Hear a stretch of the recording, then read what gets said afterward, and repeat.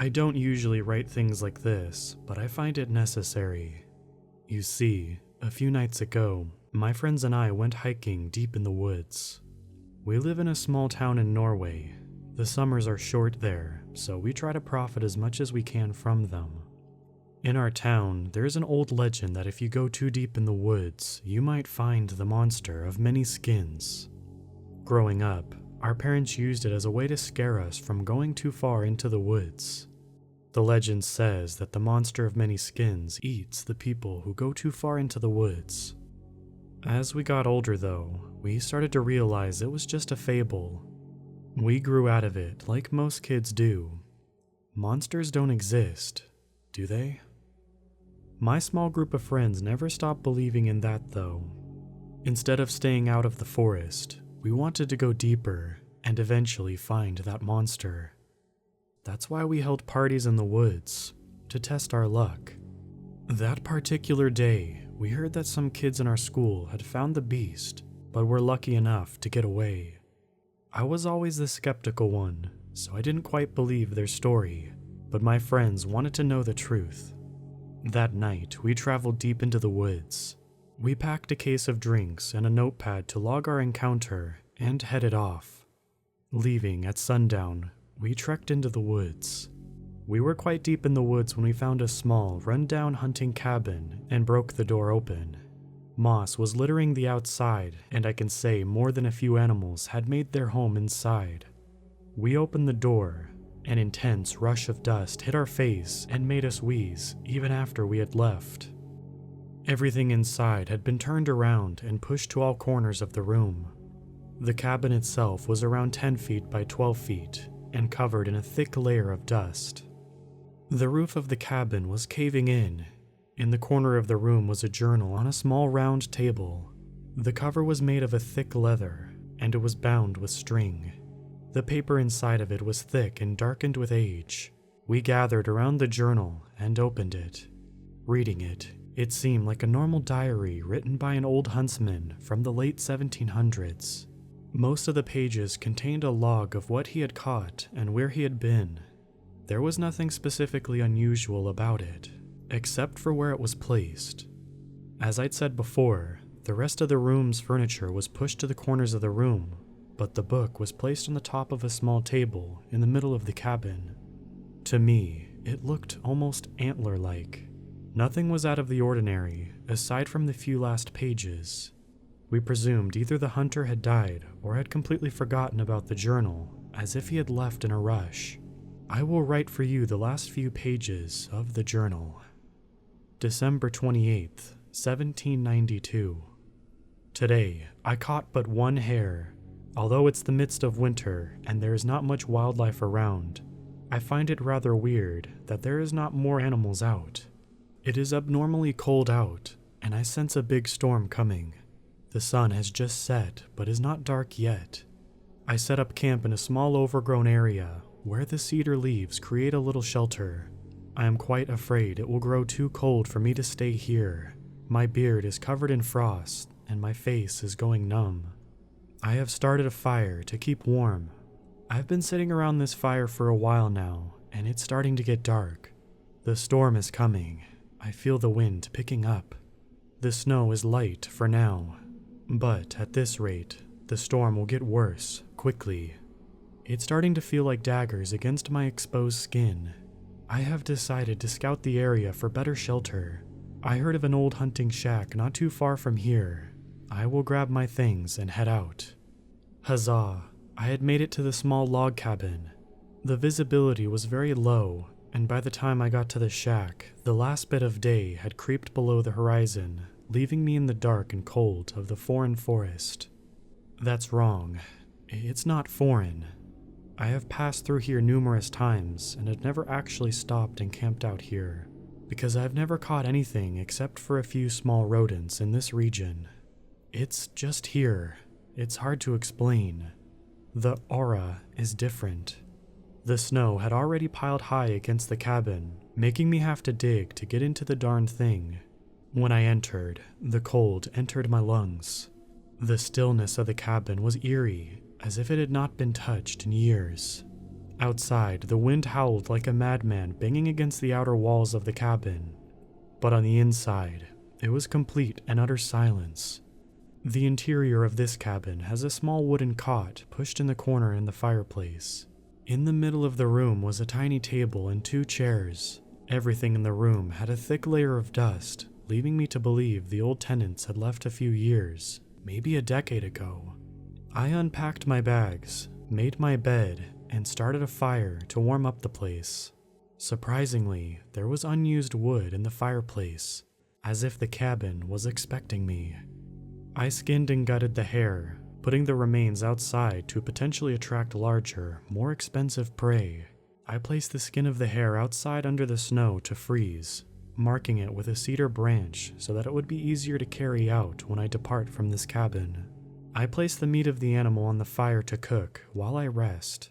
I sit here writing this, waiting for my hare to cook. It's very late, or at least I'm getting very tired. In this moment, I have nothing else to do but get a bit of shut-eye.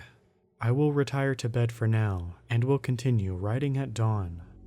It is in the middle of the night. I awoke with a great shock in my lungs. The fireplace had gone out for what seemed like hours because the cabin was glacial. I could see my own breath and my skin stung to the touch. I got up, relit the fire, and continued to cook the hare on the fireplace. I checked outside and it was still dark from what I could see. The only noise in that cabin was my own labored breath and the droning crackle of the fire. I sit here writing this as the cabin warms up. I don't even know who would be reading this. If you are, do you find this amusing? I have not much to say for right now. I'll sit here, staring at the blank pages. If I were not a hunter, I suppose I could have worked my penmanship and become a writer. That would be the life, wouldn't it? The cabin is warm now and my eyelids are getting heavy. I will get some shut-eye for now, since it is still black out and my bait has not been taken yet. December 29th, 1792. I awoke again, this time at dawn. The storm has subsided, although not completely. The snow has piled high against the sides of the cottage, but it seems as though the door is sheltered enough for me to get out. The windows are frosted over. Lucky for me, the wind isn't as strong as it was last night, and as I write this, the snow is calming down. Outside is perfect hunting conditions. I hope I catch something more this afternoon. I glanced outside and saw the bait was gone, and whatever took it left large tracks leading into the forest. I have decided I shall grab my gun and head out. I hope I can catch whatever animal that was before it travels a length too great for me to follow. I am desperately hoping that the storm, which chased me here, will not return. I hope to return to this cabin. If I do not, then one of 3 things happened. The storm returned, and this time I was not so lucky and could not evade the howling winds and the needle-like snow. I found the animal I'm about to track, but was not successful in conquering the beast. Or, when out in the forest, I was not able to find my way back to the cabin. In all but one scenario, I am gone. So let's hope none of those options have happened. For now, I say goodbye, reader, whomever you are, and I hope to write again. Oh dear God, oh what my eyes have seen in this terrible forest are enough to cripple even the strongest of men's sanity. Let me start from the beginning, in as much agonizing detail as I can bring myself to write. After my last entry, I grabbed my gun and went outside to check the scene. The snow was packed and easy to walk on, which was to my advantage. I was shocked that not only the remains of the hare were gone, but also the skin I had placed strategically in the snow had been dug up. I found this rather weird since I had placed it so it was rather hard to reach. The beast, or beasts, had left deep gashes in the snow, and the tracks in the snow were by far the oddest thing about it. It seemed as though 10 or more animals passed by this very area. I could identify deer, bear, and wolf tracks for sure. The prints never overlapped. They all followed the exact same route as the others.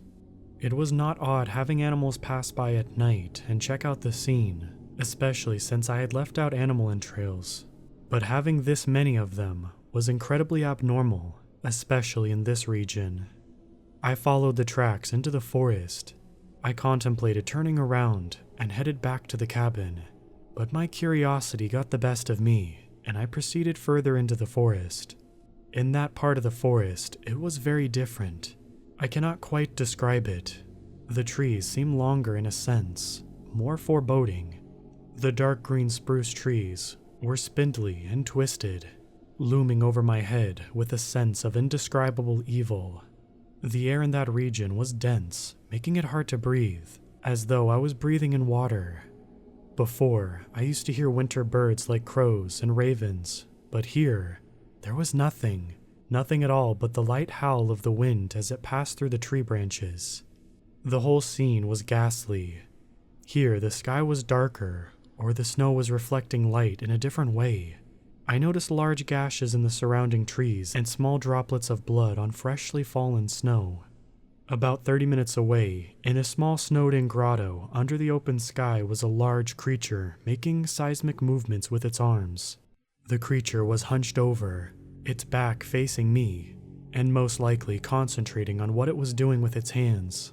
I creeped forward to get a better look at what this creature was and what it was doing. The thing was unnaturally gaunt. As I got closer, I made a noise.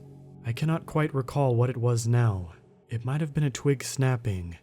The horrible creature snapped its head around violently, creating the snap and pop of bones, but didn't seem to care. It saw me. What I witnessed there still makes my stomach churn. The creature was about 10 feet, maybe more since it was hunched over. It had multiple animal parts sewn into it. There was wolverine and rabbit limbs protruding out of its side, with dry blood caking to it. The hide of the limbs of many animals had been sewn into it with a black thread. It was sagging off the ancient beast's bones. The monster had limbs of varying sizes under the fake flesh, which I presumed to be organs. The beast was wearing the appendages as if it were a shell, like a hermit crab. As I reread through my notes, I realized I cannot begin to describe the sheer horror of the thing. It had animal heads, rotting and blackened with frost. The head of the creature was the head of a young buck. The face of an old wolf was sewn on the left side, and the face of a bear on the right. The eyes of the buck were sunken in and glazed over. The eyes of the thing were milky white with disease. On the head of the buck, the antlers of a moose and deer were butched together with thread and dried blood. There was an opening where I could see that it was in the process of sewing the hair that I had caught onto its body. The creature's anatomy was something I had never seen before. A torso way too long with too many limbs, arms long and shoulders sagging, touching the snow. I could not see the lower portion of its legs, but from what I could make out, it was the legs of that poor buck. The creature let out a guttural shriek, striking me with the most foul stench of decay. I could see inside of the gaping mouth and saw nothing. Its mouth was empty, but I knew that behind the hollow emptiness there was something horrifying, something I didn't want to see. It stood up. Even from a distance, I could see it towering over me.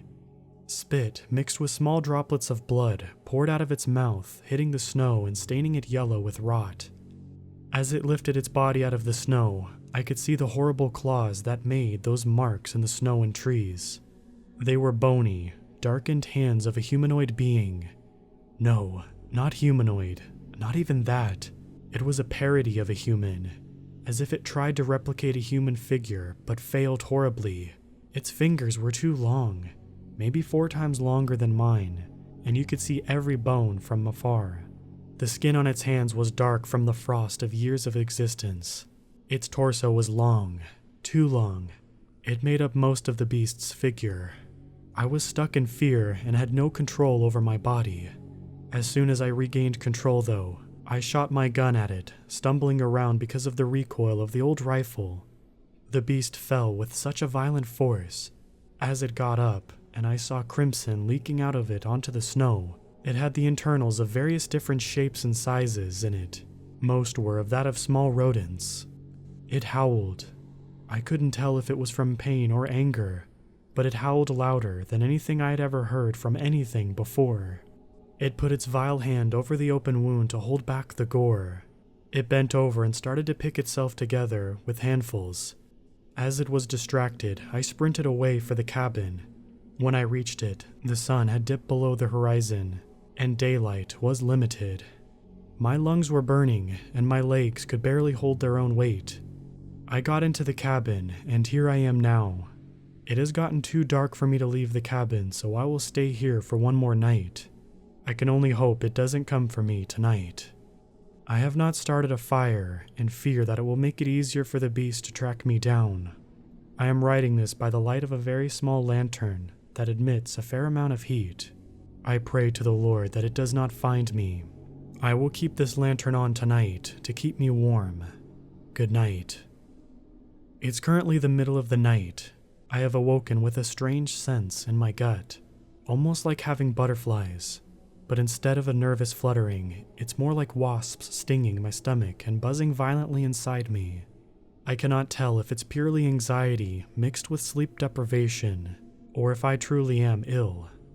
My eyes are playing tricks on me. I have seen hundreds of rodents race across the floor of the cabin. I hear movement outside.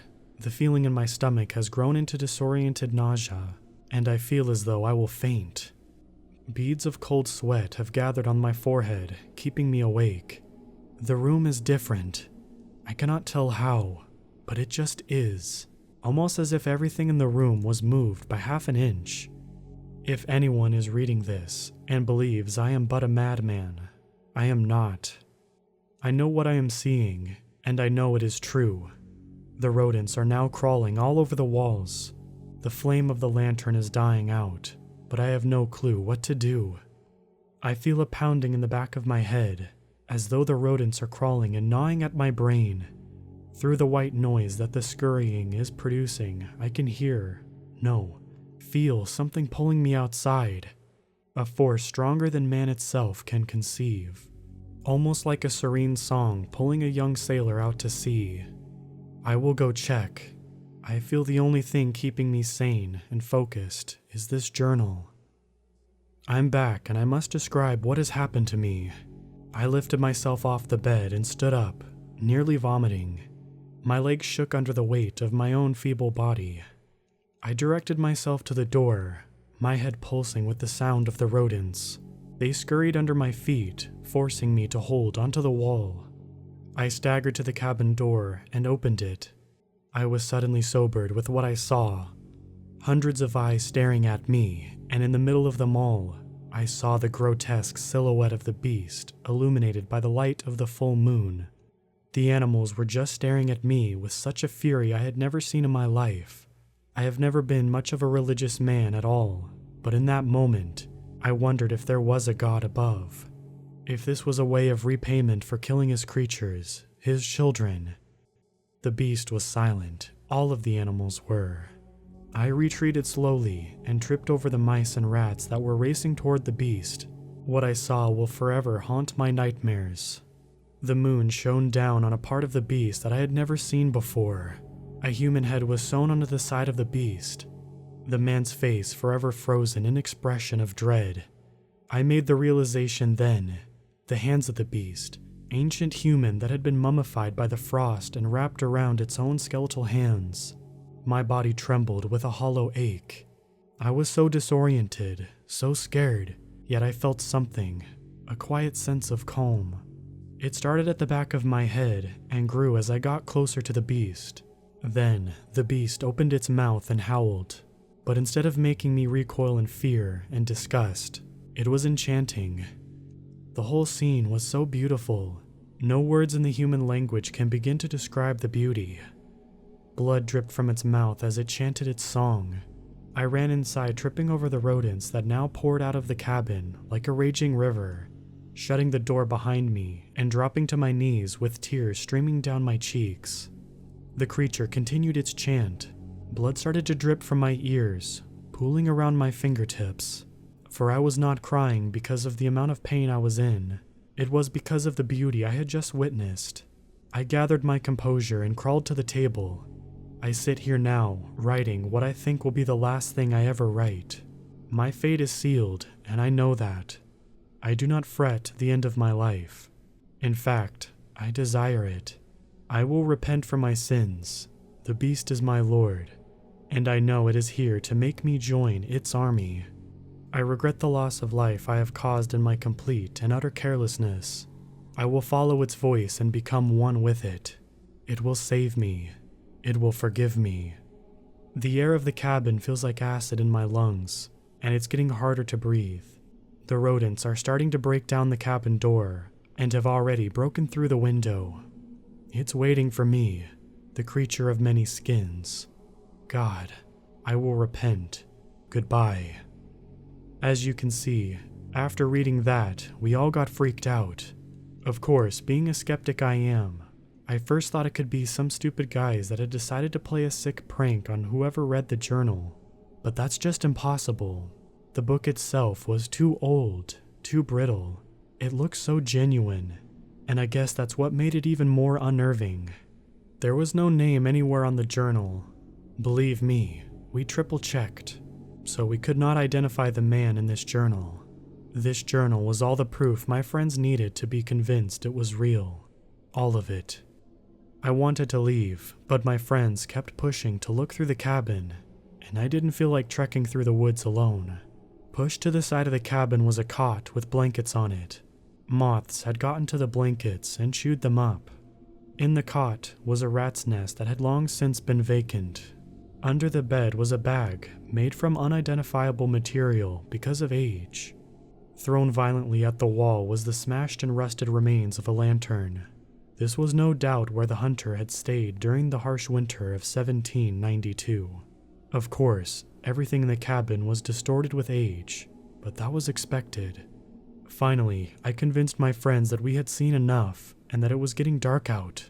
We left the cabin, Astrid cradling the lantern remains, Eric carrying the notebook, Daniel carrying the drinks and chips, and me holding the hunter's journal. The sky was getting dark and the temperature was dropping quickly. I was falling behind my group as they chattered ahead of me. I turned around to face the cabin one last time and saw, hunched over, the large figure of a creature with large antlers and many faces, its hands dragging against the ground. I turned as white as a ghost and ran to my friends, screaming at them to run. In retrospect, that was the worst thing I could have done, but the fear mixed with adrenaline made me act upon my stupid impulses. We all bolted for home. Luckily, we got there. It's now the wee hours of the morning. I've stayed up all night. I keep glancing over the hunter's journal.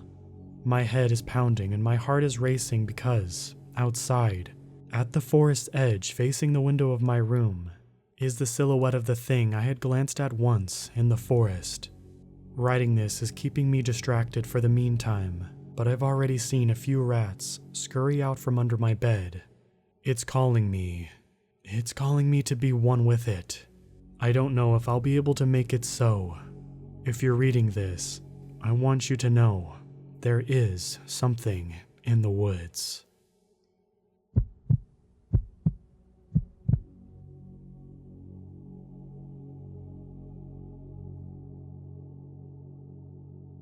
I am writing this as a complete and total recount of the events I experienced on Cillian Mountain almost 3 months ago, so I can have my facts straight if the police decide to listen to me. No, when they decide to listen to me. They have to, because I'm terrified of what will happen if they don't. I know I already lost my friend Ethan, and I'm afraid that whatever that thing was may get more people. I've already tried to contact the local authorities, the news, hell, even the local wildlife conservation group to see if they know anything, but I've either been laughed away or thrown out for wasting their time. So this document is a way for me to gather my thoughts, but also as a warning. At this point, I think I have to be the one to do something about this, and in case I don't make it back and things get worse, I want someone to be brought up to speed. My name is Ned Harris. I have dark hair, brown eyes, missing the tip of my pinky on my right hand, and a small scar on my left cheek. If you read this and later see me casually walking on the streets of Jericho, West Virginia, it means I failed. Get out while you can, and please, do not go into the woods. This nightmare came to be when my friend Ethan Lancaster and I decided to camp out on Cillian Mountain for a week, in celebration of his recent promotion. This was going to be a first for us, but one we were more than excited for. Cillian Mountain was a notoriously difficult mountain to hike, and even more difficult to survive on. Only a handful of people ever made it to the peak and returned. More than a handful were never seen again. This would turn most people away, but Ethan and I were avid hikers and campers.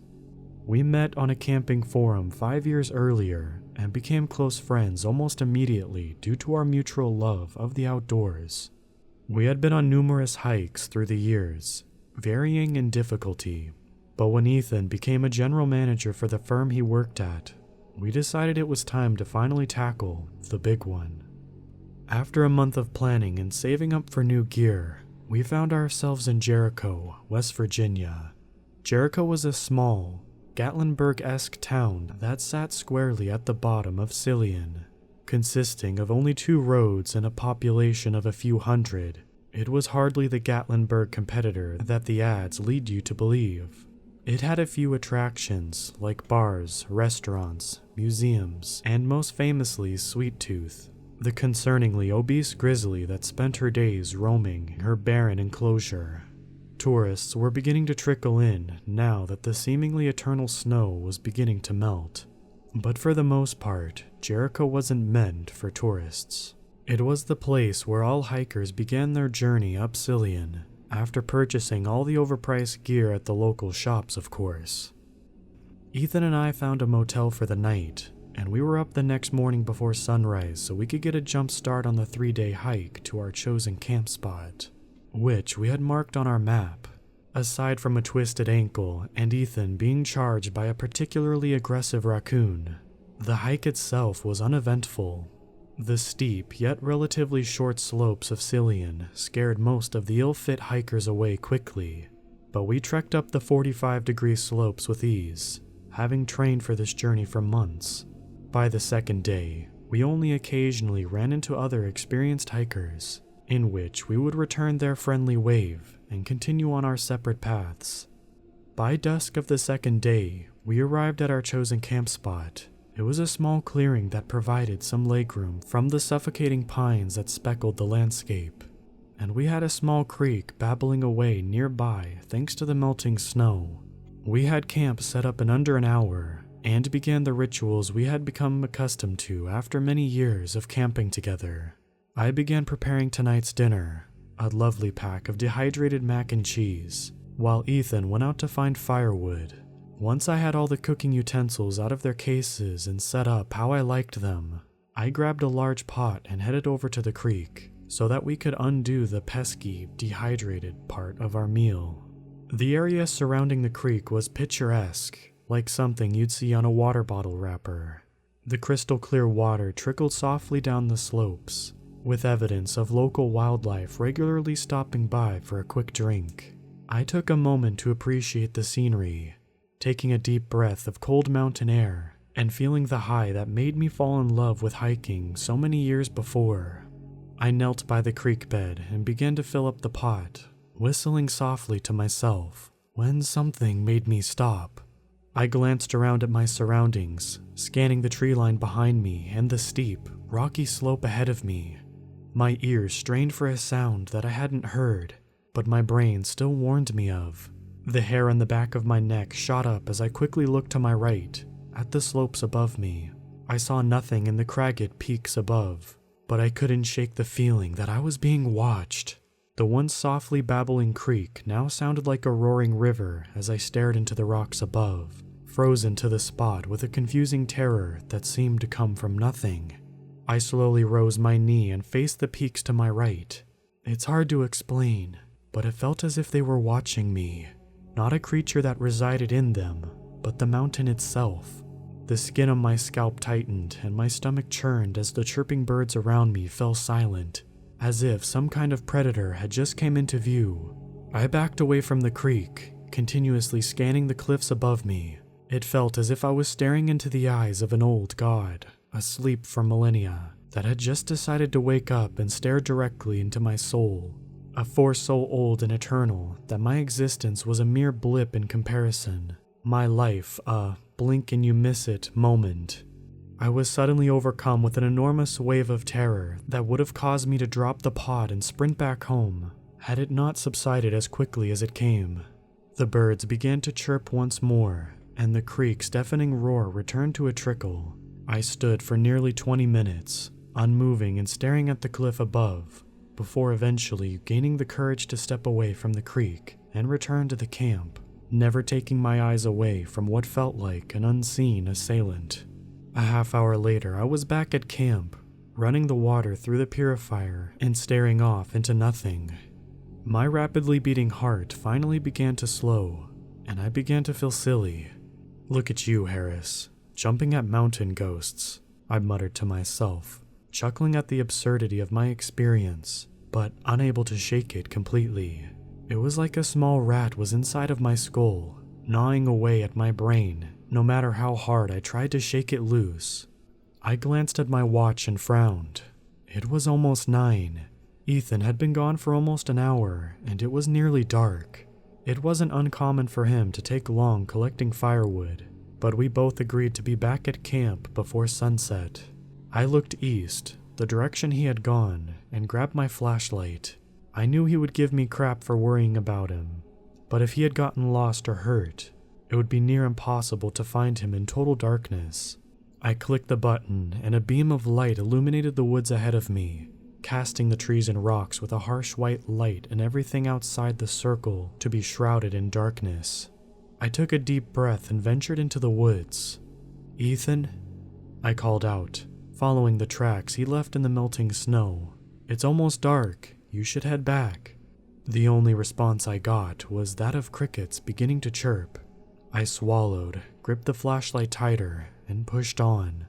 "Come on, man. Seriously. Let's get back to camp." I passed the beam from tree to tree, my nerves causing me to jump as I expected to see some twisted face peering from behind the trunks, but never seeing anything. I eventually lost his trail as he seemed to turn and ascend upwards. I turned and pointed my flashlight past the trees, and my heart jumped. The same peaks as before loomed over me, staring down with a smug stoicism that seemed to say, "Welcome back." My hand trembled, causing the light to dance across the rocks above me. That feeling of existential terror washed over me once more, crashing into my mind with such a force that I immediately turned and ran, not as a man who made a decision, but as a mindless animal relying on instinct to save it from imminent danger. I crashed through the woods, crying out as sharp sticks seemed to claw at my face and arms. I felt the distinct presence of something behind me, an immense invisible force that was bearing down on me like a thundering avalanche, closing the distance between us faster than I was closing the distance between me and the camp. I picked up the speed, pumping my legs as fast as I could and ignoring the stinging pain as the branches raked against me. I half panted and half sobbed as I exploded through the brush and fell into the clearing, going into the fetal position and waiting for an attack that never came. After a moment, I peered through my fingers, watching the gently rustling branches in front of me as everything beyond them was now cast in total darkness from the setting sun. I took a deep breath and rose to my hands and knees, desperately trying to slow my heart rate before I either collapsed or vomited. Once I felt like I wasn't going to pass out anymore, I rose to my feet, backed away from the woods I had just escaped from, and turned back to camp. Ethan was standing in the center of the clearing, his arms held firmly at his sides and his head lolling around lazily, as if he were drunk. "Ethan, what the heck, man?" I panted, glancing around behind me into the woods again before making my way over to him.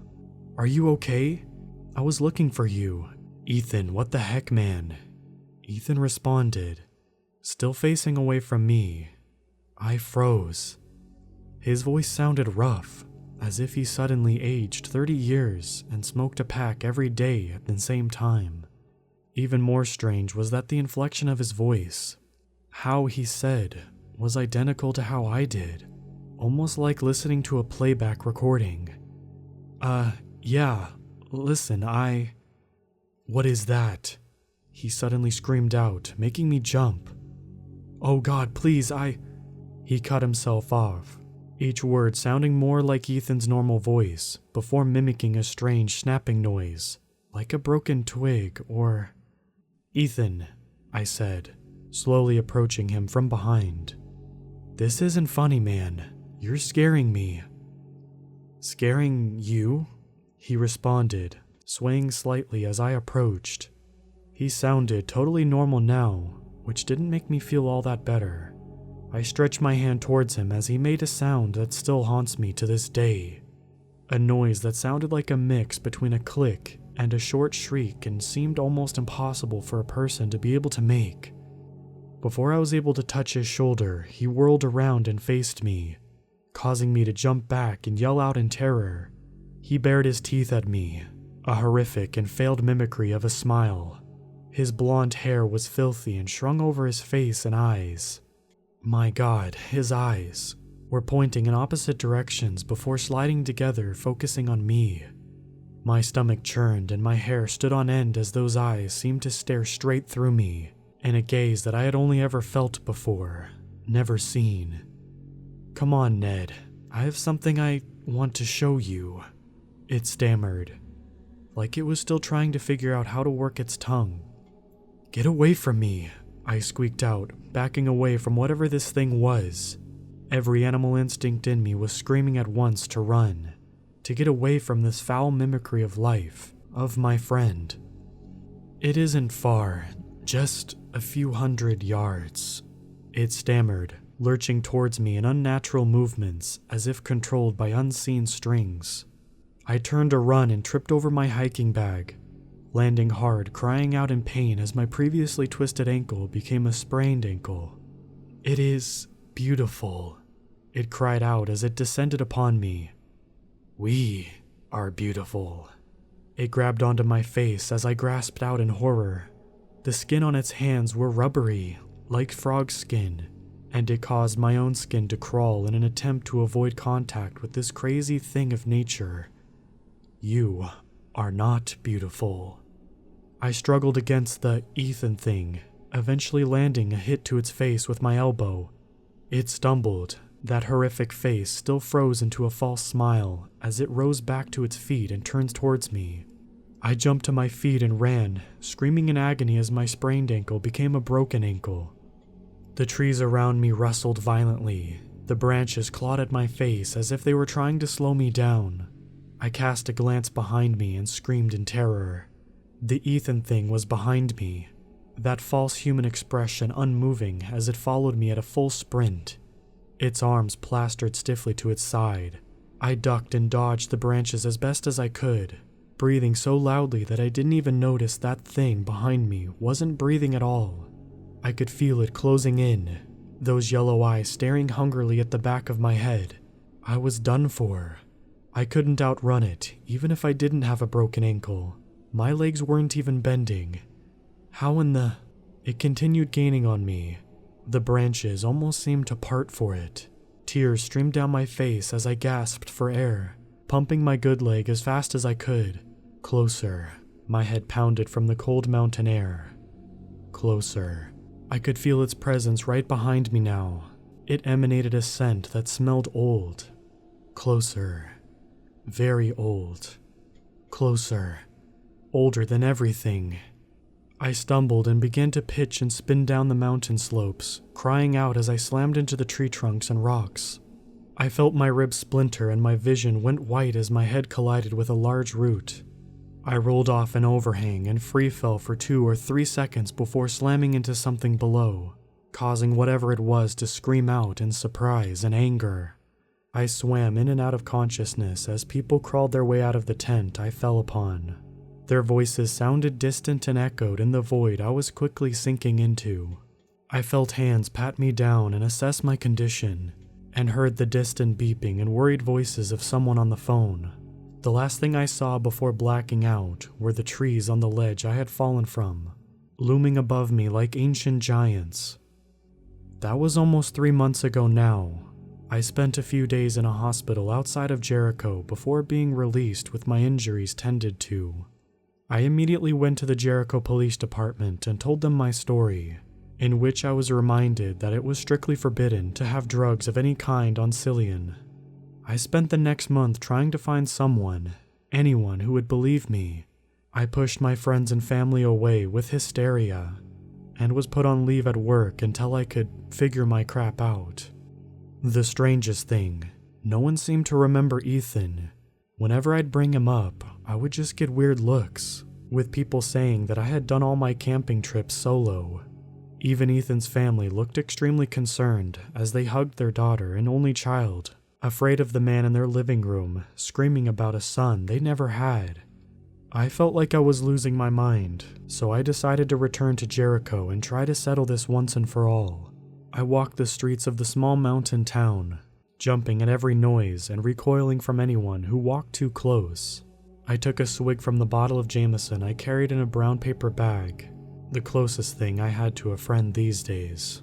I passed the hotel Ethan and I had stayed at, which of course didn't have him on record, and continued down Main Street toward the path that led to the mountain. I fidgeted with my hands, brushing my unkempt, unwashed hair in my face as I approached the trail, passing by a group of tourists who were listening to a trail guide. I froze. That voice. I slowly turned towards the group of middle-aged tourists, taking pictures and listening to the tour guide standing on a large log. The man wore the telltale brown and green khaki outfit of a forest guide, pointing toward a map and telling corny jokes to a group as he pushed the blonde hair out of his eyes. Ethan.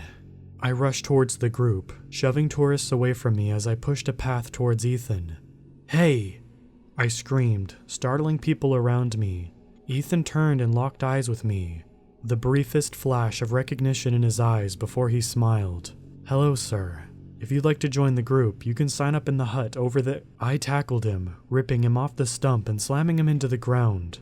The crowd gasped as I slammed my fists into his face over and over again. "What are you? What did you do to my friend?" I roared, trying to pull his hands away from his face so I could get him again. I felt a pair of hands grab me from behind and pull me off of Ethan roughly, sending me sprawling onto the grass. 2 cops pounce on me, forcing my hands into a pair of cuffs. No, you don't understand," I screamed, struggling against their grip. Ethan rose to his feet and wiped his nose, smiling down at me. "Go easy on him, fellas," he said, flashing a warm smile to the cops. "No harm done, just needs to work out whatever he's on, I'm sure." I wrenched against the cops and tried to lunge at him, but they held me tight and began to drag me away. "No, you don't understand what you're doing," I cried, fighting against the men. I whipped back towards Ethan, who only smiled at me. I noticed his assistant was watching me too, with an awkward-looking smile that looks like she hadn't quite mastered it yet.